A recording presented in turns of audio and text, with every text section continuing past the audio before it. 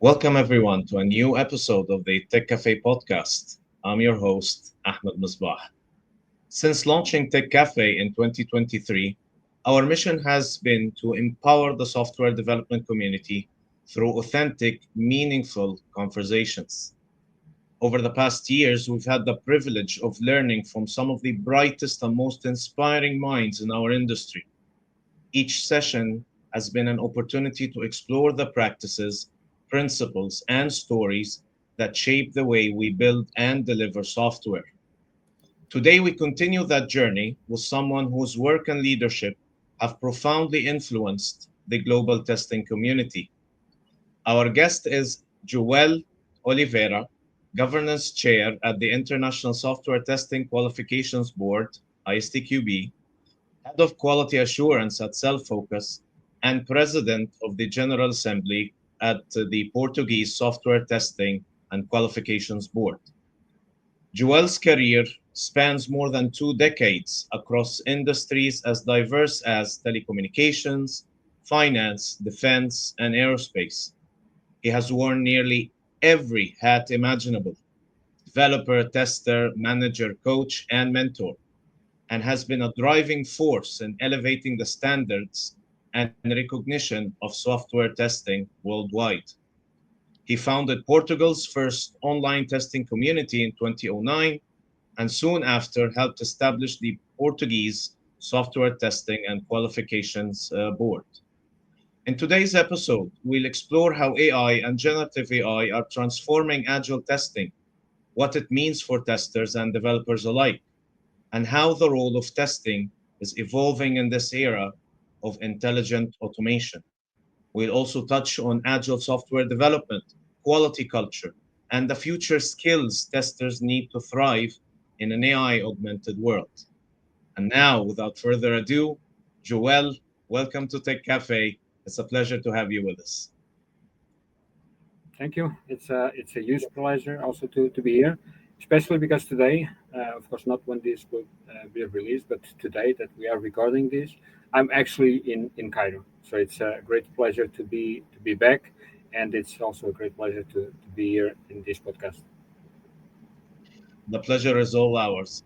So, on a personal note, I met Joel in May 2025 in the software testing day in Cairo. He delivered an amazing session. And actually, I'm going to start my first question inspired by that session. So, you opened your talk at Software Testing Day 2025 in Cairo with the provocative question: will AI take your job? What led you to frame the conversation that way, and what reactions have you received from testers since? Yeah. Yes, actually, I had to change it a little bit for a request from the organization, to be honest, because I was not framing it as a question. I was framing it as an affirmation. So I saying AI will take your job. And yes, it was provocative. It was meant to be provocative, because that for me that's a kind of a mission.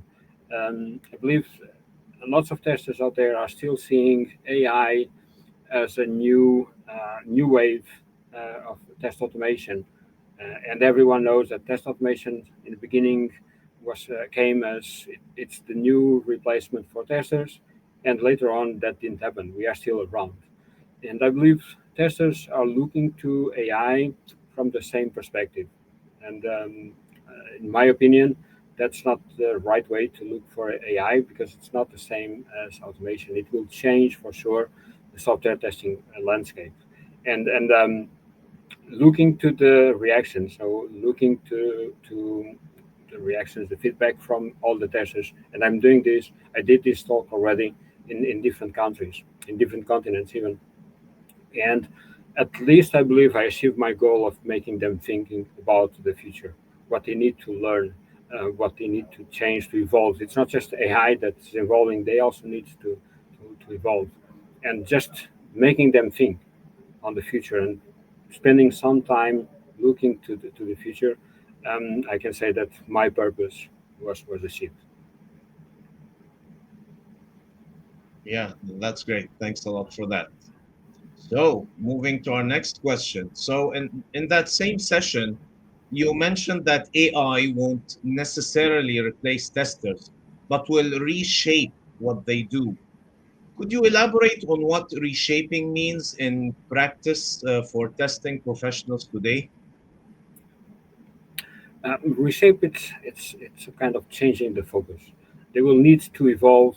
They will need to learn new tools, new techniques, and they will need to earn new skills. Um, AI will not take their job, well, unless they are doing some tasks that really don't need any human behind it. Um, but this reshaping is, I see it as evolution of the testers. So again, looking to AI, AI can do a lot of things, right? We can use AI to generate test case. We can use AI to, for example, analyze logs. But AI cannot replace the human testers. AI does not understand the business. It does not understand the rules or the risks. So that's where the humans can excel. Doing these things that AI cannot understand. Of course, the reshape is also on the tasks that we are doing right now and the ones that we will need to do in the future. So right now we are more focused on the manual activities. Even if it's automation testing, we are still doing it manually. We will need to shift the focus from these kind of activities to activities where we will be more looking to the outputs from AI, to validate the outputs of AI, to increase the levels of trust in what AI is doing, or AI is deciding ultimately. Yeah, that makes a lot of sense. Thanks for that. So, you highlighted that testers should embrace AI as a co-pilot, not a competitor. What Yeah. mindset shifts do you think are important for testers to make in the next few years? Well, as a testers, we all already need to be curious, right? We need to ask the questions. We need to try to find out more. Um, and we need to use that same curiosity when we are talking about AI. We cannot see AI as something that we need to defend from. We need to see AI as a peer, as someone, or as a tool. The way it does not matter the way we want to look to it, but we need to look in a way that is something that will help us, something that can work as a peer to work together with us. Especially today, where everyone is working remotely, to have a peer that is always available at any time, day or night, to do a brainstorm with us, to share some ideas, to help us to start, for example, testing project. That's quite useful. In the second hand, we also need to change this mindset when we are talking about communication. Right? The same way that we need to learn how to communicate with our peers, and for example, the way that I communicate with my colleagues here in Cairo and the other colleagues in Europe is different. The culture is different, language is different, so I need to adapt. I need to learn this new way of communication. And when we are talking about AI, the prompting engineering, it's the same thing, or the prompting thinking. We need to learn how to communicate with AI, and that's also something that we need to change from our mindset point of view. We should not interact with AI the same way that we used to interact with other testers. It's a different tool that we need to use. And the last one, and I think it's from my point of view, the most important and the most critical right now, it's the mind shift on the efficiency. Efficiency today it's a very critical word. Everyone, all the companies, all the business are looking to that. How to do the same with less, right? How to do more with the same. So everyone is trying to understand how to do it. And of course, AI is coming as a solution, even if it's not always the solution, but it's the new buzzword. So everyone is looking to AI to resolve it, to increase efficiency. And I believe that it can actually bring some efficiency to software testing from the automation point of view. So we can improve, we can become more efficient using AI. For example, when we are talking about test case generation or test data generation or even analyzing reports. So AI can actually help us to be more efficient as testers. And everyone knows in the software testing industry that we are challenging from the day one regarding the return of the investment. If you do not have any software testing, in the end, the product will be there with less or more quality, but the product will be built. We are not delivering anything that goes to production, anything to the business. We are just increasing the level of confidence, level of quality or helping to increase level of quality of the final solution. So efficiency, it's quite critical when we are talking about software testing. If we can reduce the costs required to have the same level of confidence using AI, for sure that will be a game changer. Yeah, thanks a lot for sharing your perspective. You've actually mentioned a couple of really great points. So when you mentioned communicating with AI as a tool, maybe for the first time, it's not only the tool learning from us as humans, but we are also learning how to communicate with the tool. So it's a two-way street, right? So Yeah. the tool is learning something from us through in context learning, prompt engineering, context engineering, etc. And we are learning how to communicate with the tool. So that's a very interesting perspective. Thanks a lot for sharing that. And If I can you've add also something mentioned, on that, sure, sorry, if I yeah, can please. also add on that, because I think that's a very important difference when we are comparing with test automation.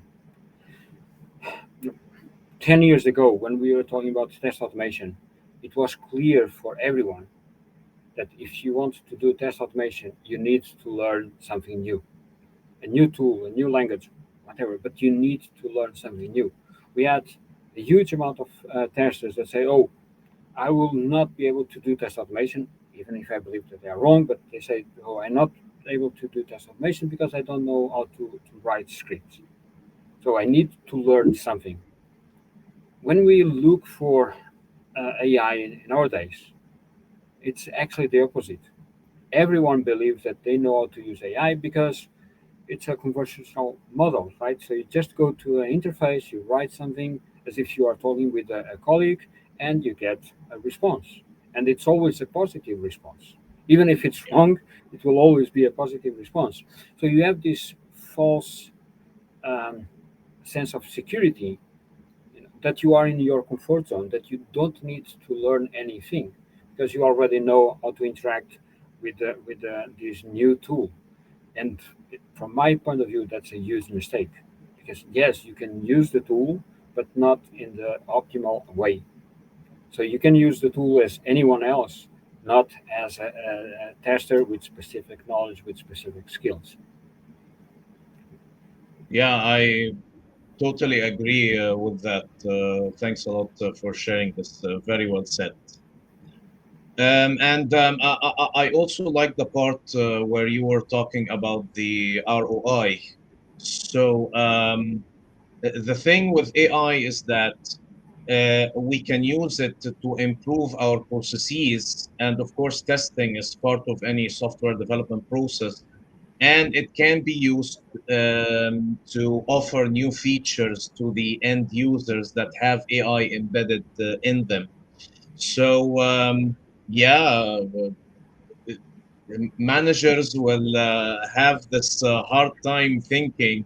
So how do we get the best out of AI? Is it through process improvement and improving the efficiency of the activities we do to build software? Or should we use it in new features that we will offer to add more value to our end users? So, and we are living in very interesting times, as Tim Ottinger said previously on the podcast. And yeah, there's a lot to think about. And I like the part where you said that because the tools are so easy to use, people think that we've mastered them. Yeah. It's like talking to a human being, but it's not quite like that. You still need to learn, and this can get quite challenging. So yeah, that's a great perspective. Thanks a lot for sharing that. Welcome. Okay, now since you've mentioned tools, I think we can move to our next question. So many tools now claim to use AI for test case generation, defect prediction, and even exploratory testing. How can organizations distinguish between real AI innovation and marketing hype? Well, nothing new there. We already learned not to do that long time ago in the past when we are talking, for example, about test management tools or about test automation tools, right? Unfortunately, the only thing that is now different is the number of tools that only work on the PowerPoint, right? When we say it's AI, and then we look deep into the details, and we realize that it's not really AI, it's just some set of conditions. It's a kind of automation, something that we already had before, or to be honest, in some cases even worse than what we had before. I already looked into different tools, and in most of the case, I'm quite disappointed with the results that I'm seeing. And and some vendors they even shared with me in the end, yeah, you're right. This is not really AI. We are still implementing it. It's not really production ready. So it's quite common to see this, but we know and we play with that. For example, in the conference, we say, "Oh, we need to have AI in the title. If not, your talk will not be accepted in the conference." But sometimes it gets into the extreme, right? With all the talks with AI in the topic. With the tools, it's quite similar. So the ones that know more about the tools are the tool vendors, right? They are the ones that build the tool. They are the ones selling it. More than that, they should be the ones knowing the market. So they should know also about the other tools. What are the advantage and disadvantage of the tools from the competitors? If someone says, well, we don't know about the competitors, then most probably they didn't did the proper job work, homework, and it's quite difficult then to trust on the product that they are trying to sell. So it's quite important for them to know what the other products are selling, what is the difference, where they can play a distinctive role in the market. So that will be the first approach, right? Contact the tool vendors and ask them to talk about their tool, but also to compare them with the other tools available in the market. The second option or the second step in this will be to actually implement a proof of concept. We all have been through those demos that work quite well. Everything is perfect. AI responds perfectly to the queries. You have the test generated, and almost looks like a video, right? It's so soft, everything is so perfect. Well, in some cases, it's really a video. So the best scenario is always to understand your context. So what is your context? What is your set of tools that you use? What is the set of skills from your team? That's also quite important. The kind of solutions that you are testing, your system under test. So you need to grab that context and run a proof of concept. If the proof of concept then is successful, then you need to plan the next steps. You need to plan the rollout. You need to plan the champions that will help you to spread that tool. So lots of different steps after that, but the main one will be to ask for a tool demo with comparison to the remaining tools in the market, and then be able to implement a proof of concept, even with the support from the tool vendors. Right. So these will be the two steps that I will recommend. Yeah, this makes a lot of sense. And you shared something that is, very interesting in your answer. You didn't only talk about the tools, you also talked about individuals or professionals marketing that they are AI experts. And so they're adding to this marketing hype as well, when, as a matter of fact, they're just like the tools, okay? They're making you think, they can add value in your AI adoption and transformation, when in fact there's no experience, whether that be knowledge or practice, and you end up with very bad advice, very bad consultation, and very bad adoption and transformation in return. And yeah, you're right about also that people need to try out things before they buy them. So Yeah. it makes a lot of sense because, as you've said, AI does really well in the demos because it's a simple tool. Nothing can really go wrong, and if you write the right prompts and everything, you should get something that is straightforward. I mean, the demo curse is not very likely to happen with AI unless you have this great deal of non-determinism, as they Yeah. say. But it's But like yeah, it's a it's great like a answer. fashion So show, thanks right? a lot. It's also like a fashion show. So when you see all these clothes in the models, right? They look perfect, but you need to go and you try themselves, right? You cannot say, oh, it looks good on the other person, so it will also look good on me, or it will fit my needs. So you also need to try them. It's the same thing with all the products that we usually buy. You always look to it, you try it, you feel it, and then you understand, yes, this is what I'm looking for. No, this not helping me. So AI is just another tool that we need also to try before buying. Yeah, perfect. That makes a lot of sense. The metaphor is very accurate. Let's move to our next question. So, from your experience, where does AI currently add the most value in software testing, and where does it still fall short? Um, well, AI is quite good when we are talking about a huge volume of data, or when we are talking about patterns. That's where AI can be useful. For example, if you have a huge amount of requirements to look for, AI can quickly scan and give you some insights, some useful information that will help you to understand a little bit more the context.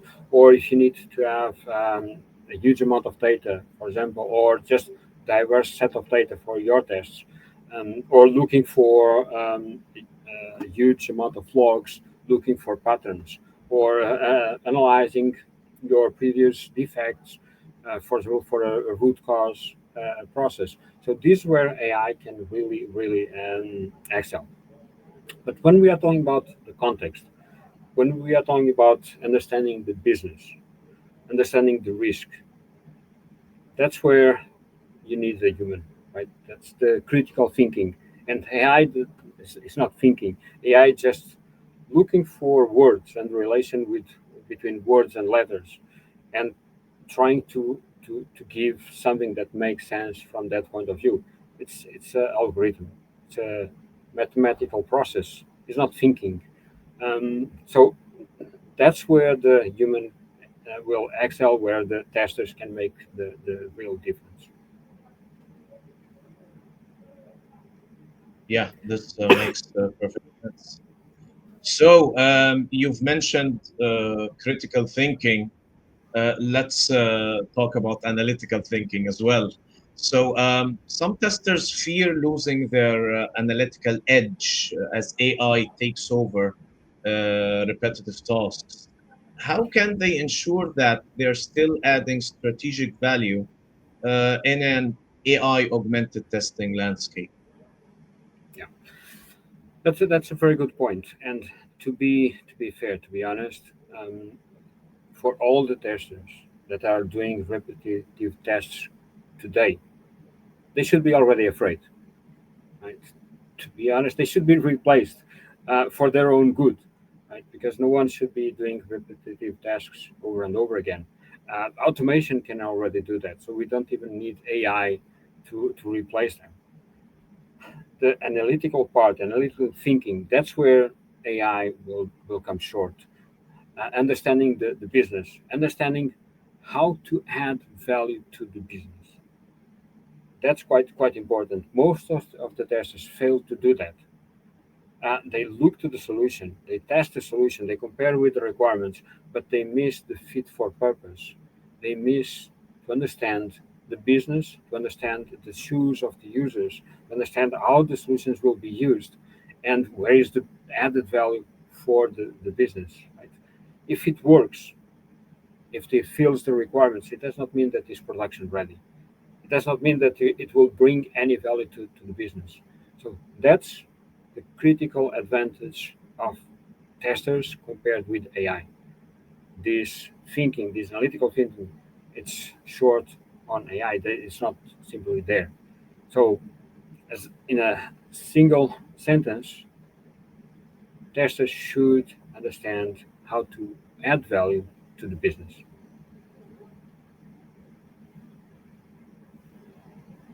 Yeah, that makes a lot of sense. Thanks a lot. So, you've referenced the importance of data quality when using AI-driven tools in testing. Could you talk to us about the relationship between data quality and test quality? Yeah. So when we're talking about AI, data comes in, let's say, two different perspectives, right? The first one is when we are using data to train the model itself. So if the data is incomplete, or if it's wrong, or if there is any bias on the data, then the model itself will also be wrong. The concern here is that the model will amplify all these problems. There is a very good example where there was a scientific word that actually didn't mean anything useful, but was introduced in the models like ChatGPT, for example, and they introduced it in one of the versions of the model, and then that word started to be spread out across all the scientific papers. It looked like a very technical and scientific word, but actually didn't mean anything, especially in those contexts. But as the model was wrongly trained, it was amplifying that same mistake. And at the point where they had to revert the version of the model, because they were not able to take that mistake. So it was already trained, so they had to revert to a previous version and train it again without that mistake, let's say, without that wrong data. So that's one part. I have also, I can share, I don't think, so when I was in the conference, Claudia was also with me, and I learned with her a very good example. So Claudia, the actual president of the ISTQB, one of the examples that I learned with her, it was regarding using AI to test the smart meters, from the electricity or water.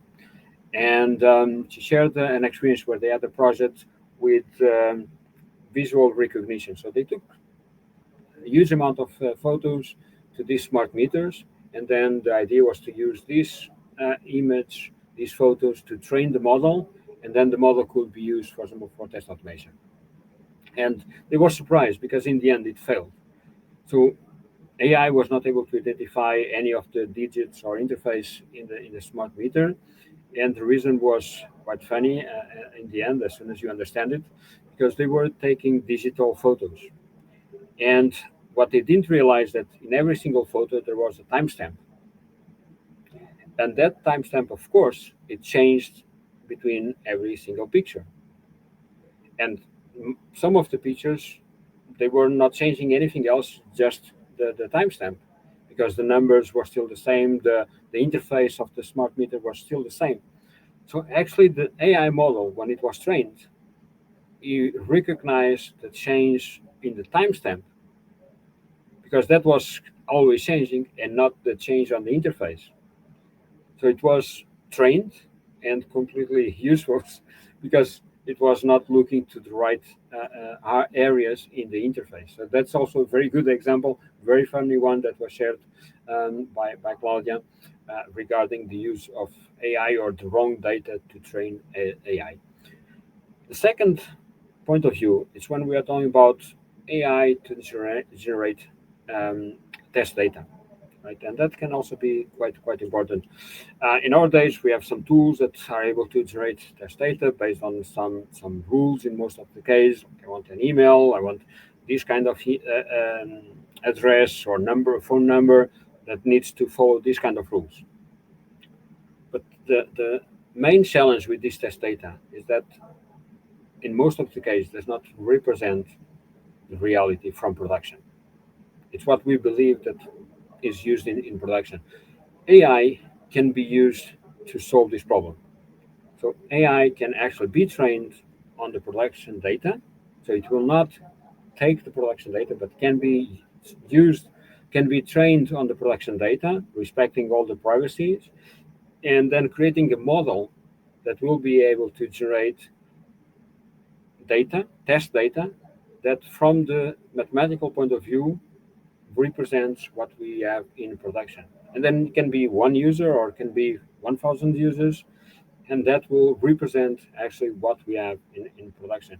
And that the biggest advantage is to increase the confidence, right? Because we all passed with situations where a bug was not found before reaching production. And then when we test it and we try to understand why it was not found before, because there was that specific set of data that was not available in the lower environments. It was only present in production. And for that reason, we were not able to find it before. So these kind of solutions can actually improve the accuracy of the test data used in the lower environments. So I think it's a very interesting use of AI. Yeah, I like the smart meter use case or example. And I took part in the same conference that we've attended in May as a panelist. And I remember saying that one of the things AI is going to, I don't like to use the word force, but that is the term that comes in mind right now. It's going to force us to collaborate with a new role, and that is the data scientist role or the ML AI engineering role. Because the case you've just described right now sounds like something that may be a little bit too much for an average software tester. It's it goes really deep into how AI models work, how they are trained, uh, how do they perform based on their training data, etc. Do you share that same perspective? Will Completely. software team? Yeah. Okay. So you I think agree with that? you. Let me add a comparison with automation, okay? Because I think we already had the same challenge now in our days with the, let's say, traditional test automation. Okay? And we have the role of the SDET, right? Software developer engineer in tests. So software developer engineer in tests is not a tester; it's a software developer, and it needs to be or it should be a good one. And actually a risk that we have, where we are seeing um, software developers that are not, say, the best in class. And in some teams they say, oh, this developer is still learning, you know. In our days, unfortunately, learning means watching some YouTube videos, right? In some cases. So is learning and writing software for testing because he's still learning, he's not able to, or he should not be writing software for production, but it is okay to write software for testing. And in my opinion, that's a critical mistake. When we are writing code, first, he is not a tester. is a developer. He needs to be a developer. And when I'm testing, for example, I already tested software for helicopters. Does it mean that I can flight a helicopter, or does it mean that I know anything about mechanics of helicopters? No. The same way, if I'm doing like a software for remote medicine, does it mean that now I can do a surgery? No, right? Because I'm a tester. So I know something from the business, but I'm not a practitioner of the business topic. So I know enough to test the software. I don't know to practice it, right? It's like F1, right? If I'm testing the software from a F1 car, does it mean that I can drive it? Not if I want to survive after the first turn, right? So we need to understand this difference. And unfortunately, there is a misconception in the market where we are seeing these stats as software testers, and they are not. So I think it's a very important concept, but badly used on the community, badly used on the area. Yeah. So I've been practicing test-driven development for around 20 years now, uh, and I teach it. I do sessions on it, and I have this session that gained a lot of popularity. It was called the TDD anti-patterns, Mhm. and one of the anti-patterns was lack of collaboration. And one of the practices I tried and was really effective was to apply pair programming or mob programming. And you have the testers, of course, because they're part of the team. And the testers will help the developers with what they're not really good in, and that is writing the test list or the test cases. And Yep. developers will help testers with the automation, and perhaps the developers can learn from testers how to write test cases and vice versa. The testers can learn how to automate. I tried this and it really worked well with the teams I have worked with. And I was surprised how such a very simple practice that could make a big difference in adopting whatever new practice or technology out there, people never did. So I really feel sorry that now we have AI in addition to test automation, and AI is much more complicated. It's definitely a harder technology to master, and people are not talking about collaboration at all. It's about we have to teach developers and teach testers everything they need to know about AI as if they're going to become AI engineers, which is, I think, too much for some individual to master. Now, AI is not rocket science, but at the same time, it's not a walk in the park. Yep. Uh, so I'm really happy that you share the same perspective, and I think that we really need to advocate for this. That we need more collaboration today between software builders, testers, developers, etc., and the AI experts. Otherwise, it's not going to be a really pleasant journey. For sure, for sure. And it's funny that you refer that. Last last Friday, I was in Czech Republic in a conference where we had it was a multiple track conference. Actually, the name is Tech Meetup in 𝗖𝗶𝗶𝗃, and they had different tracks. One of them was QA, and they had like 100 QAs more or less, I think, in the room, and we were talking about different techniques to actually improve the quality of the solution.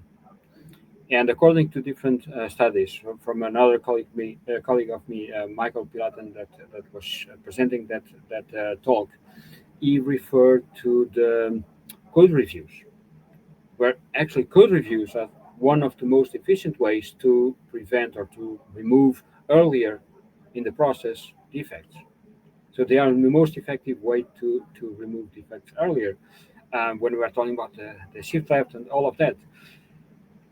And I actually asked one question, not to Michael that was presenting this topic, but to the audience. How many of them were familiar with a formal code review? If they knew it. And I can tell you that I believe that we could use just one hand to count all of them. So less than 5%. If we want to be on the safe side, 10% knew about code reviews. The most efficient way to prevent defects. Again, it goes back to the same practice, to the same methodologies that we know already for years, like what you said about TDD. Right? It's not something new, but it works. But everyone is looking now to the new trends, to the new buzzword, and the AI is coming as it will resolve all the problems. Um, it will not, right? The same way that Agile didn't solve all the problems that we had before with Waterfall. And it's quite interesting that you talk about the communication topic, because I believe that's the most challenging part in all the IT projects. It's not the technology itself, it's not the business, it's actually the communication, actually the human factor in the project. That's the challenging part.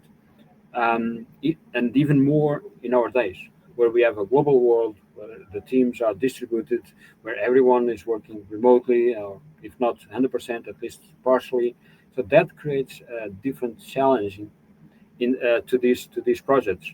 And in my opinion, you got it to the point. It's the most challenging factor. Yeah, I perfectly agree. Thanks a lot for that. All right. So, let's move to our next question. So, given your experience with agile transformations, what advice would you give teams trying to balance speed, experimentation, and testing rigor in a Gen AI driven environment? Um, well, everyone is still learning how to do it, right? It's still experimentation phase. And when we are learning how to do it, of course, we will fail. That's part of the process. So we need to be ready to fail. Okay? But by the other side, I'm not a huge fan of the fail fast with that mindset, just as it is. Um, I I prefer another mindset where we should try to do it right at first. If we do it right at first, it will be much more efficient. It will be much cheaper. So we should try to do it first we should try to do it right at first, even if we have a high probability of failing. But our mindset should not be, oh, we can fail. No, let's try to do it right. We don't know how to do it. Let's prepare to do it right. And if we fail, it should be a safe zone, right? Most of the projects with AI will fail. Internally, I can share with you that we are running several AI projects. Not all of them succeed. All of them will succeed in the future. We are still trying. It's a trial and error approach, and trying to see where AI will be able to bring some benefits, where AI will not be able to bring benefits. In the beginning, everyone is looking to AI as a solution for everything, right? So we have a problem, AI. AI will solve it. Years ago, it was IoT, right? You have the problem, IoT will solve it. You have shoes, and you can use IoT to tie your shoes. Um, we end up with a huge amount of IoT solutions that you don't need, but everyone was trying to implement them because it was possible. The technology was there. With AI, I think it's the same, right? We are using, for example, AI to do maths. That should not be the use of AI, right? To do one plus one, but it's there, it's available, and we are already using for other problems. So we tend to use it in the wrong way. So try try to have these experiments with AI and to be safe. So that should be that will be my advice. But please keep in mind that even on this phase, it's quite important to have the right skills, the right set of skills. And as you said, it's a teamwork. Probably will need to have not just QA, but developers, data scientists, someone that knows how AI works in the internals, to be able to do a proper experiment about AI. So, in your answer, you've talked about. I think this is actually one of your mottos, the drift principle. So, do it right the first time. Yeah. This is quite controversial. Not everyone agrees with this principle, but it is there, and it has something quite right to it. Um, but agree or disagree with the principle, we know that when we are trying out something new, there is going to be some failure. And I think that what Agile has been promoting for quite some time now is psychological safety, and that is to give people the space and the safety to be able to experiment, try out things, express their opinion, express their concerns, and fail. Yeah. So, do you think that right now with AI, and more than ever, we need this psychological safety, and that AI adoption will not work without it? 100% agree with you. Okay, I think it's quite important, and I see now in our days a lot of push from top down to adopt AI, and I see a huge amount of resistance from bottom up. So everyone feels like it's taking my job, or it's something that I don't understand how it works, or even if I understand it, it's too easy, and then what will happen to my task? So not everyone is aware of the details, and not everyone is, let's say, feeling safe regarding the outputs. Uh, we are still trying to understand when you have some efficiency gains, how that will revert to the tester, how that will revert to the company that is providing the service, how that will revert to the customer. Right? So this gain will need to be shared between the different stakeholders, and we are still trying to understand how that will happen. Right? Does it mean that we will cut down the tester positions, and the company that is selling the product will get all the benefit, all the efficiency, or it will be the final customer? So this model is still to be understood.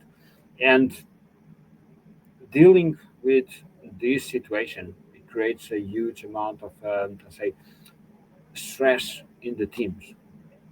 I see that a lot in my teams, when they are being pushed to adopt AI, because I think there is no other way to do it. We need to start using AI. But of course, that creates a huge pressure on them. Not just to use it, but how to use it, and how to use it in an efficient way. And we also need to take in consideration the cost. Right? AI is not free, and it's not cheap at all. Everyone thinks that it's cheap or it's free because ChatGPT is coming as a free version. Um, but when we want to use it in a professional way, when we want to use it in the full power, it's not cheap. So that there will be a cost, and I believe that in the future, as we become more and more dependent on AI models, the solutions will become even more expensive, right? Because we are still in the phase where we are becoming addicted to it. Right? When we reach the point where we cannot do anything, we cannot uh, call the Uber or turn on the TV without using an AI agent. That's the moment where everyone will rely on AI. That's the moment where we will stop using your brain. Like we can see already that in the new generations, right? If you ask them to do some math, they need to use the calculator. In the future, they will not use the calculator. They will ask, what is a calculator? They will just use ChatGPT. So this creates a new way of thinking, and for that we will need a huge amount of support. Besides that, we also have the ethical part, right? Another critical point on AI, and from that perspective, we are still understanding how to evolve, and I don't think we already have the decisions. We have dilemmas, right? For example, self-driving cars. What to do when you reach a critical situation? What will be the decision? But how it will be decided? What is the correct answer? Probably there is no correct answer, and that's the dilemma then for AI. But the human factor, where you can change or you can decide in the last minute, wrong or right, that is not present there with AI. So all of this new situation, I think it will be a new world for also for the testers, right? And when we are talking about something new, something that we don't know, something that it's out of our comfort zone, that will for sure create additional levels of stress.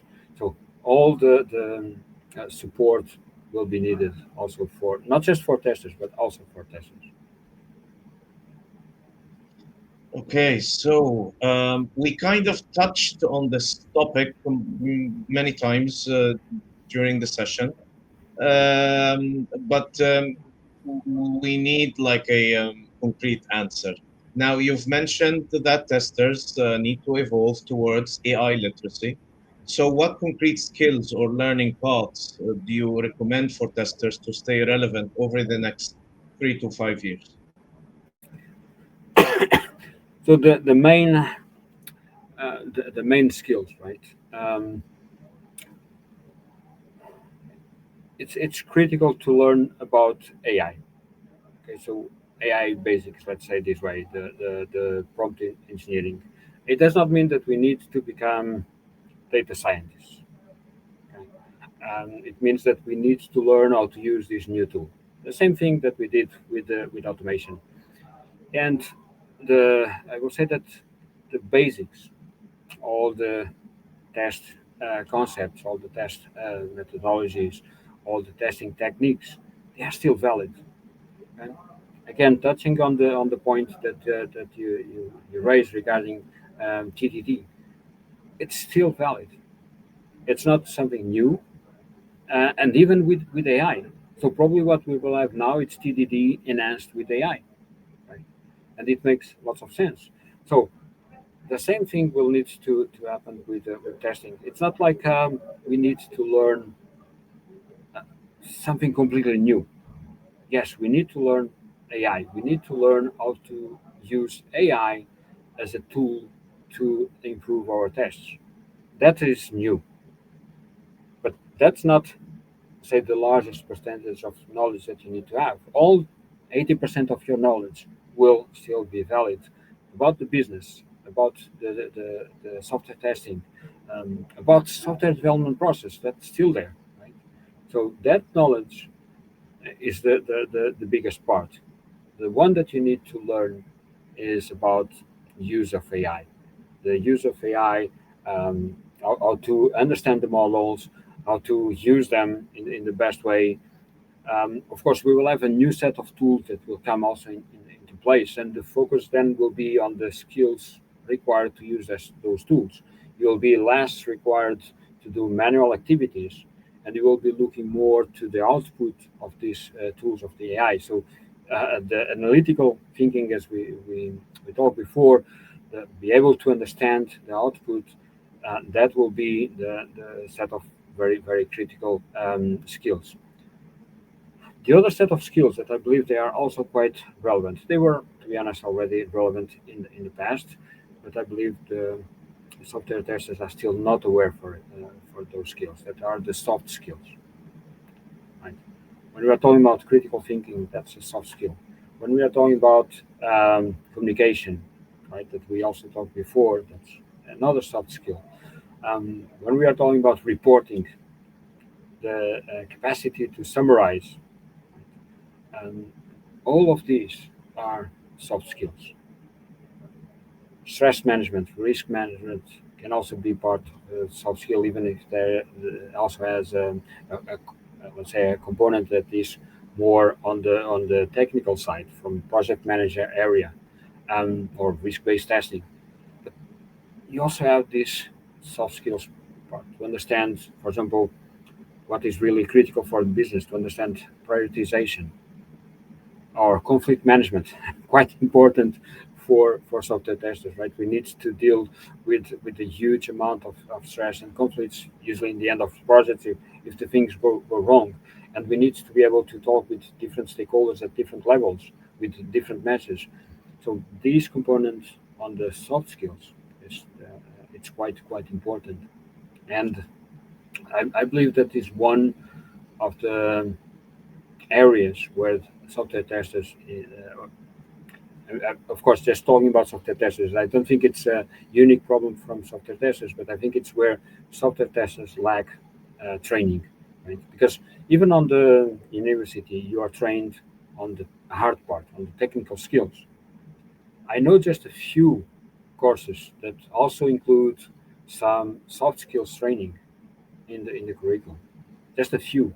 So this means that all the students, when they finish and they go to the market, right, they have some basis from technical side, but they lack all the soft skills, right? And usually only 5 years later, 6 years later, 10 years later, luckily they realize, oh, I also need to invest on my soft skills, right? Because at that moment they realize that if they don't do it, they will not have a progression in the career. They will just be blocked. So these two areas, specific knowledge on related with AI, and invest on soft skills, because even with AI, communication will be more and more essential. Yeah, that's a great answer. This is the first time for me, and I've interviewed many people regarding this topic and listened to a lot of talks and attended a lot of them as well. You are the first actually to talk about the importance of soft skills, and you're absolutely right. Um, they are still relevant, and they will be even more relevant in the AI era, because we'll be doing lots of collaboration and communication between us humans to get this new technology working the way it should. So yeah, thanks a lot for that. It's a great perspective. So this next question was inspired by something that happened to me like 10 years ago or something. I was delivering a talk in the Java Developer Conference. Me and a friend, we invented this data-driven testing framework. These were rare at the time. And I remember he asked the audience, how many of you do software testing? And I was surprised that not everyone raised their hands. Very surprising. And I have a gut feeling that if we were to do the session today and ask the same question, we would also see a lot of people not raising their hands. So my question to you now is, what would you say to leaders or managers or software professionals who still see testing as a cost center rather than a strategic enabler and a safeguard, especially in this new AI era? Well, if they still see it today, um, I would expect that they will be already out of out of the business. But if they are still seeing it as a cost, AI will not resolve it. So AI will just increase the cost, because it means that they are missing other practice. So it will be a multiplier, an enabler to be more efficient, right? I heard, and it was funny. Even this week, when I was coming to Cairo, I received this spam message about a tool that says replace all your testers. Now we have this AI solution, and you can just replace your testers. Call us. And I think that's the easiest and quickest way of wasting money, because we know what will happen, right? You will fire all your testers. You will go with this amazing solution that promise everything and deliver nothing, or just a little bit. And in the end, you will need to recruit again your testers. You need to get them back again. And of course, that's a huge waste of time and money. So AI should will not resolve these, will not change this mindset. I think we are seeing less and less this kind of mindset in the market. Even I see it even on startups, right? Even on small companies. I had I was quite lucky when I started working in a company some years ago. I started working in a company that since the beginning they understood, and we are talking more than 20 years ago, a company that understood that since the beginning that if they wanted to do something different, if they wanted to play a role in the market, the difference could not be the cost, it needs to be the quality. So since the beginning that they had, I think when they were three persons, one of them was the quality director. Okay, so that was how deeply they believed on this message, um, and for me today it makes a huge amount of sense. So even on startups that are starting with the product, they realize now the power of the market. Even when we are talking about a gaming or a simple mobile application that is not critical at all, today the users they have a huge amount of power. For example, when we are talking about mobile apps, I can just go to the store and give 1 star, rating 1 star, right? And that means that the application will slowly disappear from the tops in the market, in the application markets. And if I'm out of the first ones, I'm out of the market. No one will know about my tool. No one will know about my application. That means no business, no revenue, and I'm out of business. And the users are now looking for non-functional characteristics, let's say this way. Right? So they are talking about the quality, they are talking about usability, they are talking about performance, also some concerns about privacy, security. It's not just the functionality, right? And that's where software testing can also play a very important role. Unfortunately, we still have a huge amount of focus only on the functionality. Yes, it needs to work, it needs to be functional, but all the other characteristics, right? We all remember this old interface gray that were quite ugly and not very useful, and you need to read the manual to understand how to use applications. The new generation will not stand for it. Right? The new generation, they want something really easy. They want it now. It needs to be appealing. So from the accessibility and usability point of view, it needs to be easy to learn, easy to remember. You should not be required to read several pages in a manual to understand how to use an application, and they don't know the concept of waiting. Right?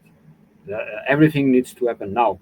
I still remember, some years ago when I wanted to see a movie, I looked for the movie on the cinema if it was already available. If not, of course, I need to wait.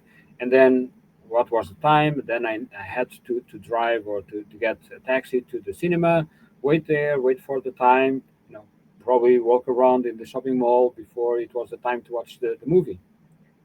And if it was a good movie, I enjoyed it. And at the end of the day, I return home happy. If not, probably I will fall to sleep during the movie. But I already paid for the ticket, so I had to wait there. Today, we see a new behavior, a new generation. They don't know what is to wait, right? They just sit in the couch, they select the movie that they want to see, that was just released on the same day worldwide, and they watch the movie, and 5 minutes later they don't like it, they will not see it. They just switch to another one, right? it's the same thing with the software. It's the same thing with applications. So we need to understand these new generation of users that will be using now our solutions, and that means that the investment on the quality is even more important today than what it was 10 years ago. So hopefully, I hope that these new companies, the startups and enterprise, that everyone understands the same. I believe they do, because talking with different communities all over the place, I see that quality today it's much more present in the mindset in the strategy of the companies, and the ones that are not walking on that direction, they are disappearing from the business. Yeah, this is a very strong note to end the session with, since this was our last question. But yeah, I perfectly agree with all of what you said. And yeah, quality has always been relevant and will stay relevant, and perhaps more today than it has ever been. For So sure. thanks a lot for that, Joel. So we have come to the end of today's fabulous interview with Joel. Joel, this has been an insightful and inspiring conversation. A Thank you pleasure. for sharing. Yeah, the pleasure is all mine. Thank you for sharing your experiences, your perspectives on AI and agile testing, and for your continued contributions to advancing the craft of quality assurance worldwide. To everyone watching or listening, thank you for joining us. If you've enjoyed this session, be sure to check our previous episodes with other leading voices in software engineering. And don't forget to follow Tek Caffe for more conversations that celebrate the art and science of building great software. Until next time, stay curious, keep learning, and keep improving the way you test. I'm Ahmed Misbah, and this has been the Tek Caffe podcast. Bye bye. Thank you.